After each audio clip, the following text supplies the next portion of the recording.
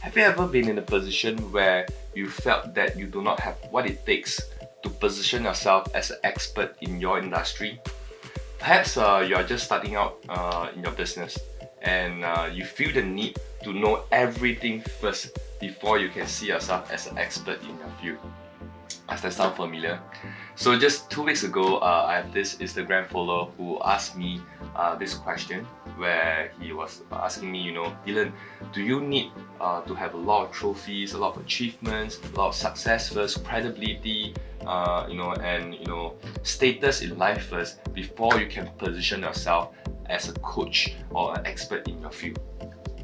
So the answer is obviously no, right? Because if you are waiting for someone else to give you the permission to do so, that day will never come. Because how often do you have days, right, where people walk towards you and say, hey, I think you're ready to be someone extraordinary, or to be someone, to be an expert. I think you're ready to become a speaker. I think you're ready to become a leader. How often does that happen? Think about it, it never happens. Nobody will walk up one day in your life and tell you that you are ready to be someone that you want to be.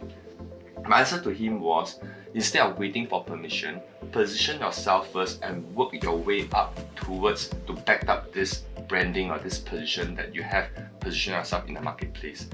I still remember that this challenge, okay, that you are not able to see yourself as an expert in what you do is detrimental into your business, because back in those days when I first started in my business when I was 21, freshly out of national service with no prior experience, no sales background, no business background, no finance background, right? Back in those days, my desire was to be competent enough in my field so that people would treat me seriously, so that I can position myself as an expert and authority in what I do. I wanted people to treat me seriously because back in those days, my internal struggle was that I keep asking myself, why would someone in their 30s, 40s listen to a 21-year-old kid with no finance background, with no experience for financial advice? Right, that was my internal struggle, right? And that resulted me in terms of my confidence level. I don't have the confidence to meet people or to fix appointment. And I realized that it resulted in my business performance, because I started to have call reluctance. I didn't want to call. I didn't want to meet people. Sometimes even when I had the meeting, I didn't dare to go alone. That was how serious it was when I first started. And I believe this is something very common, especially for newcomers, for new people who are in your industry. You may have this internal struggle as well.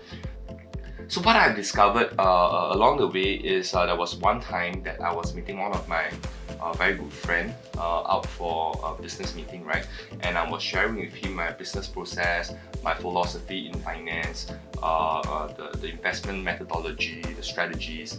By the end of the 1 full hour, he was really very impressed, and in fact he was telling me that how he wished that he would know all these things earlier on in life so that he can get started earlier on. I realized that at that moment, to me, right, I wasn't very impressed with what I was sharing. I was just thinking this was what I was taught in the training. I was just saying out what I was being taught, right? But to him, he was very thankful, very grateful for the information that he received. And that was when I realized that I do not need, right, to know everything in the world to position myself as an expert. That was when I realized that I just need to be one step ahead of my customers to share with them things that they do not know at the moment.